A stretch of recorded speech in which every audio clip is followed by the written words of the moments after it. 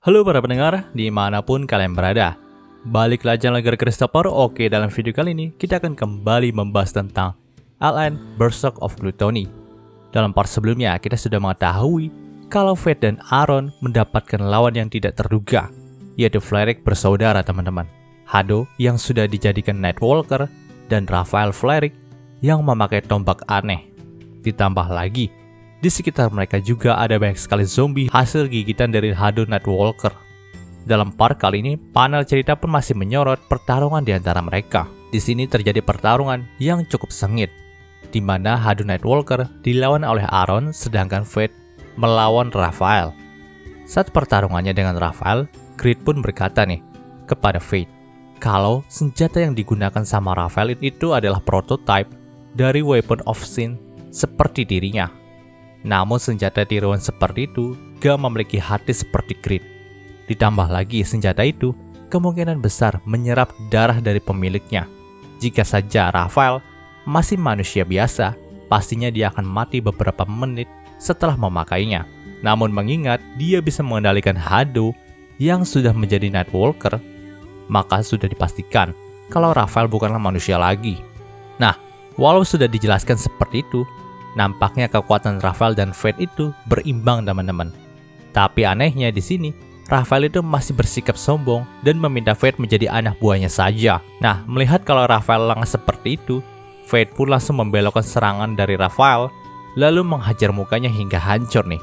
Anehnya, Raphael masih bisa bertahan hidup walaupun dalam kondisi seperti itu. Ditambah lagi saat itu Fate dan Aaron sempat bertukar posisi untuk melancarkan serangan dadakan nih. Alhasil baik Hado dan Raphael terkena tusukan pedang dari masing-masing mereka.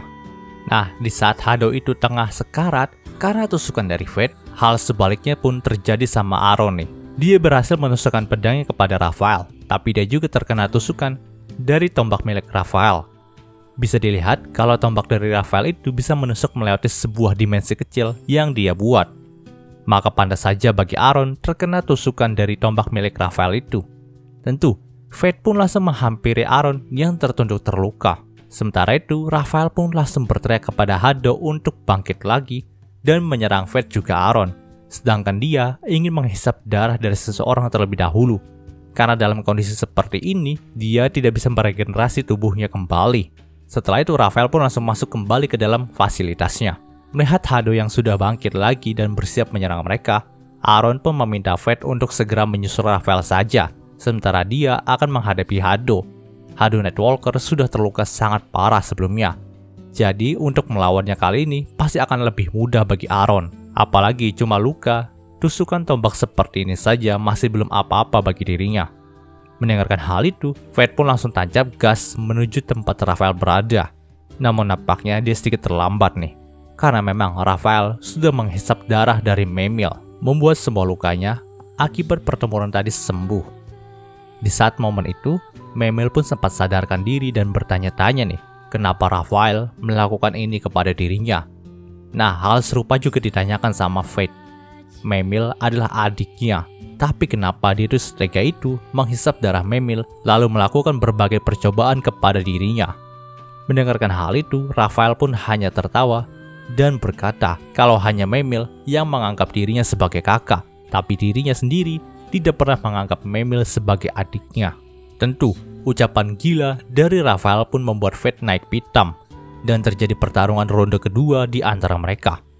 Namun pertarungan itu menjadi pertarungan yang cukup sulit bagi Fate, karena kekuatan dari Raphael itu sudah pulih kembali teman-teman. Dia memiliki kekuatan yang setara saat Fate memasuki mode half starvation-nya. Bahkan saat itu juga, dia berhasil melukai Fate dengan memakai skill tombak antara dimensinya lagi. Namun Fate tidak menyerah begitu saja. Dia pun mengeluarkan skill bernama Sunstorm Magic Petrification miliknya untuk membuat kedua tangan dari Raphael itu membatu dan patah teman-teman. Lalu dengan cepat, Fate pun langsung merebut tombak milik Raphael sebelum dirinya bisa menumbuhkan lengannya kembali. Nah, di saat momen itulah, segalanya langsung berubah. Nampaknya sel monster yang berdiam dalam diri Raphael itu memberontak keluar. Alhasil, Raphael pun malah dikendalikan oleh sel monsternya tersebut. Anehnya, saat sel monster itu mengendalikan tubuh dari Raphael, sang sel pun nampak akrab dengan Fate dan Creed. Bahkan, dia menyebut Fate dengan sebutan Gluttony. Namun keramahannya itu cuma sampai di situ aja. Setelah dia menyebutkan nama dari mereka berdua, sang sel monster itu pun berkata kalau dia itu ingin mencoba membunuh Fate dan Grid ketika dirinya bisa mengendalikan tubuh ini. Melihat situasi itu, Grid pun langsung berteriak kepada Fate untuk segera lari dari tempat itu bersama dengan Memil. Benar saja nih, tak lama setelah Grid mengatakan hal tadi, muncul sebuah ledakan energi yang berasal dari tubuh Raphael. Untung saja Fate masih bisa keluar dengan membawa tubuh dari Memil. Nah, setelah berada di luar, Aaron pun mendekati Fate dan berkata nih, kalau Shadow Nightwalker itu sudah musnah dengan sendirinya. Mendengarkan hal itu, Fate pun berkata kalau mungkin saja itu ada kaitannya dengan tubuh Raphael yang bertransformasi dan akan menjadi lawan mereka berikutnya nih. Nah, ketika itu, tubuh Raphael sudah bertransformasi menjadi sosok iblis dan dia berhasil merebut kembali tombak miliknya. Oh ya, diketahui nih, kalau tombak milik Raphael itu bernama Vanity atau yang berarti kesombongan teman-teman. Nah, seharusnya weapon Sins asli yang mewakili dosa kesombongan itu diberi nama Pride. Tapi karena ini senjata prototype, maka dari itulah senjata ini disebut Vanity. Oh ya, di sini terungkap juga kalau si Raphael itu bertransformasi menjadi Archdemon dan memiliki skill yang sangat menyusahkan bagi Fate dan Aaron nih. Skill itu bernama Mental Unification. Skill ini bisa membuff semua sihir yang dia keluarkan menjadi 5 kali lipat teman-teman. Tentu saja akan sangat berbahaya bila si Archdemon ini mengeluarkan sihir yang digabungkan dengan skill itu. Dan nampaknya Aaron juga sudah mencapai batasnya nih. Maka dari itu, dia pun memutuskan untuk mundur dari medan pertempuran sambil membawa Memil pergi ke tempat yang aman saja. Karena kalau tidak, maka Aaron bisa saja menjadi beban bagi Fate. Di sini Fate pun setuju dengan hal itu. Tapi tepat saat itu juga Alice pun datang menemui mereka berdua sambil didampingi oleh kesatria putih milik kerajaan. Tentu, Fate pun terkejut dengan hal itu. Kenapa Alice bisa didampingi oleh kesatria pengawal kerajaan itu?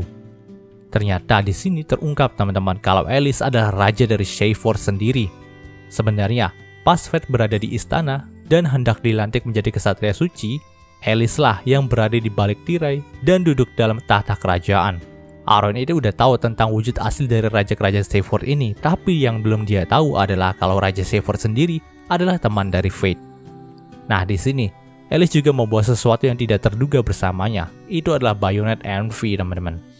Alice berkata, kalau alasannya berpisah dengan Fate dan main di Galia itu, ya karena dia mau ngambil Envy lagi yang dilempar ke tengah Galia sama Mine.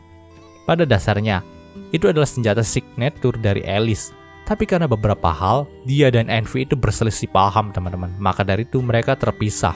Terlepas dari itu semua, nampaknya Alice itu akan membantu Fate dalam mengalahkan Archdemon ini. Kalau tidak, maka ibu kota Seyfort bisa saja hancur akibat kekuatan besarnya. Di sini, dimulailah pertarungan di antara mereka bertiga. Fate menyerang Archdemon menggunakan Grid mode pedangnya, sedangkan Alice mensupport Fate dengan tembakan dari Bayonet Envy. Namun nampaknya kekuatan Fate itu masih belum cukup untuk menghadapi Archdemon secara langsung. Alhasil, Fate pun harus terpental ke bawah nih saat beradu kekuatan dengan Archdemon itu. Melihat kondisi ini, Alice pun menyarankan Fate menggunakan Secret Art milik Grid mode busurnya.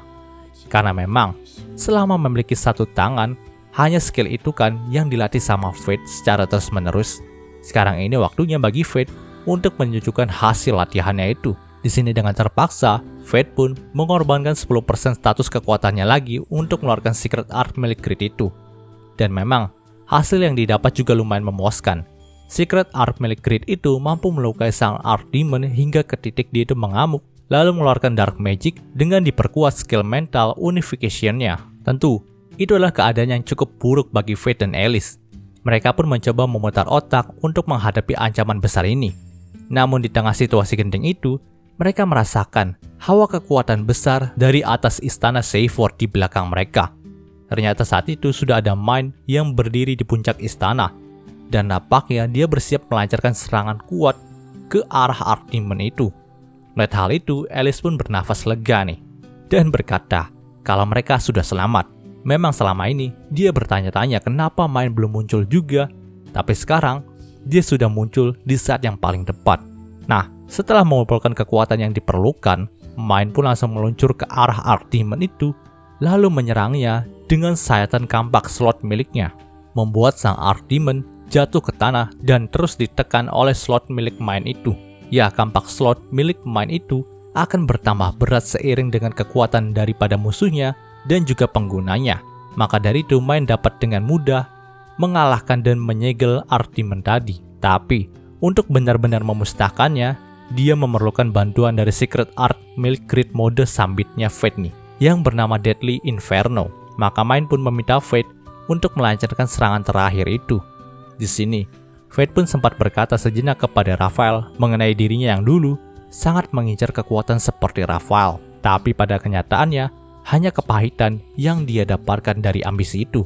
Jadi sebelum Raphael mati sia-sia karena ambisi itu, lebih baik dirinya lah yang menghabisi Raphael. Setelah itu, Fate pun melancarkan Deadly Inferno miliknya untuk memotong tanduk milik Archdemon Raphael, secara otomatis memisahkannya dari sel monster lalu membunuhnya.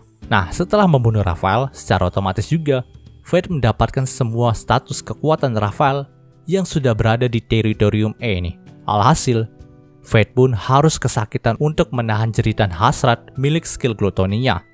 Namun saat itu, dia melihat sosok Luna yang membantunya menahan hasrat dari glutoni Fate, hingga pada akhirnya Fate pun bisa menahannya dan tidak menjadi gila saat seperti di Galia. Melihat hal itu, Fate pun berkata kalau mereka bertemu lagi dalam dimensi mental, maka Fate akan mengucapkan rasa terima kasihnya kepada Luna. Namun di sini, Grid pun berkata kalau mereka tidak boleh lengah dulu, karena kematian dari Raphael hanyalah permulaan saja. Benar saja nih, setelah Raphael mati, sel monster yang ada dalam tubuhnya itu keluar, dan muncullah sosok yang dikatakan oleh Mind sebagai leluhur para Nightwalker dalam Galia. Dia adalah Sin, musuh bebuyutan dari Mind yang berhubungan dengan tujuan akhir Mind selama ini. Di sini Sin pun berkata kepada Mind kalau sudah lama mereka tidak bertemu ya. Mungkin sekitar 4000 tahun yang lalu mereka terakhir bertemu. Tentu, fakta itu membuat Fate menjadi terkejut lagi. 4000 tahun, apakah memang Mind sudah hidup selama itu? Nah, di sini nampaknya Fate dan Alice itu sama sekali nggak bisa melawan Sin. Karena baru ditatap oleh Sin saja, baik Fate dan Alice itu sudah tidak bisa bergerak. Melihat situasi itu, Mind pun langsung bertindak dengan menyerang Sin menggunakan kampak slot miliknya. Anehnya nih, Mind bisa bergerak dengan leluasa walaupun ditatap oleh Sin. Ya, itu artinya sedari awal memang kekuatan Mind itu berada jauh di atas Alice ataupun Fate. Namun kita sebagai pembaca baru dibuat sadar akan hal itu sekarang. Ya, memang sih, scene di mana Mind itu menunjukkan kekuatan itu sangat sedikit teman-teman.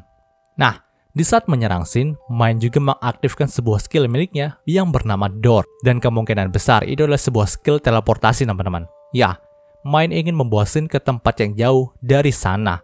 Hal itu dilakukannya untuk menjauhkan Sin dari kerajaan Seifor ini agar nantinya nggak akan ada korban jiwa yang banyak di pihak mereka. Melihat kondisi itu, Fate pun mencoba bergerak untuk menghentikan Mind nih. Namun hal itu sia-sia saja. Mind dan Sin sudah terteleportasi jauh dari kerajaan Seifor. Di sini, Fate pun hanya bisa menyaksikan temannya itu pergi sambil mengucapkan rasa terima kasihnya. Tidak ada yang tahu kemana Mind dan Sin itu terteleportasi. Di sini, Alice pun mendekati Fate dan berkata nih, apakah Fate akan mengejar Mind? Mendengarkan hal itu, Fate pun berkata dengan nada yang lemas, kalau dia tidak akan melakukannya. Mendengar jawaban dari Fate, Alice pun langsung menepuk pundak dari Fate nih dan berkata, kalau kita harus bertambah kuat terlebih dahulu sebelum menyusulnya, maka dari itu kita harus melakukan pelatihan nanti. Di sini, Fate pun mengiyakannya nih. Nah, setelah kejadian tadi, Alice juga sempat menceritakan perselisihannya dengan Envy kepada Fate nih. Dikatakan kalau selama ini, memang Envy dan Alice itu berselisih yang mengakibatkan mereka terpisah, di mana Alice sendiri pergi untuk berkelana dalam Galia, sementara yang memerintah Seyford adalah Envy sendiri teman-teman. Ya, jadi selama ini memerintah kerajaan Seyford yang berada dalam tahta kerajaan yang ditutupi sama tirai itu adalah Envy sendiri teman-teman. Ya, seorang Bayonet itu memerintah suatu kerajaan gitu. Unik sih memang. Dan maka dari itulah si Envy juga bisa merencanakan pengorbanan dari Roxy. Dia juga lah yang menyuruh Roxy untuk ke Galia gitu. Namun setelah dikalahkan sama Fate dan terlempar ke Galia, Alice pun mencoba berbaikan lagi dengan Envy nih. Dan alhasil, disinilah mereka sekarang. Dan mulai hari ini juga, pemerintahan Seyford itu akan jatuh ke tangan Alice lagi. Ya, walaupun agak menyusahkan dan Alice juga nggak terlalu niat untuk melakukannya, tapi dia sendiri akan berusaha keras nih. Nah, setelah kejadian itu, Alice juga memerintahkan para pasukan kerajaannya untuk mengevakuasi seluruh distrik militer ini. Sementara Fate itu akan kembali ke mansion Barbatos. Nah, di tengah perjalanannya teman-teman, Fate itu bertemu dengan Roxy yang baru saja kembali dari ekspedisinya. Tentu terjadi suasana yang cukup canggung di antara mereka. Tapi nampaknya, si Roxy ini sangat senang bisa bertemu kembali dengan orang yang dia cintai. Dia juga senang walaupun banyak kejadian buruk di kerajaan ini, Fate kesayangannya masih bisa selamat. Bahkan Roxy juga sampai memeluk Fate untuk mengungkapkan rasa rindu dan senangnya. Panel cerita pun berpindah ke malam harinya. Saat itu dalam kediaman Barbatos, Aaron pun berbicara kepada Fate nih. Kalau sepertinya mereka itu harus mengadopsi Memil ke dalam keluarga Barbatos. Memang Memil sudah tidak bisa dan tidak berdaya lagi menjadi kesatria suci. Tapi nampaknya dia masih bisa menjadi seorang pelayan dalam keluarga Barbatos ini. Ya, Aaron melakukan hal itu karena memang Lina Fleric adalah sahabatnya. Walaupun memang Raphael berkata kalau dia tidak menganggap Memil sebagai seorang adik, tapi nyatanya Memil sendiri diakui sebagai anak oleh Lina. Maka dari itu, Aaron pun tidak tega untuk membiarkan nasib Memil menjadi tidak pasti. Nah, Fate pun terpaksa menyetujuinya nih, karena dia juga menghormati Aaron. Tapi dia itu nggak bisa membayangkan kalau nantinya Memil akan membulinya lagi dalam mansion ini. Mengingat Memil sendiri sering membuli Fate saat masih cupu dulu. Ya, Babang Fate nampaknya masih takut sama Memil. Dan cerita di part ini pun berakhir. Oke, muncul pembahasan singkat untuk Berserk of Gluttony-nya. Jika kalian suka video ini, jangan lupa untuk like, komen, dan subscribe, dan juga share agar gue lebih semangat lagi dalam membuat video dalam channel ini. Terima kasih telah mendengarkan sampai detik ini. Gue Gary Christopher, signing off.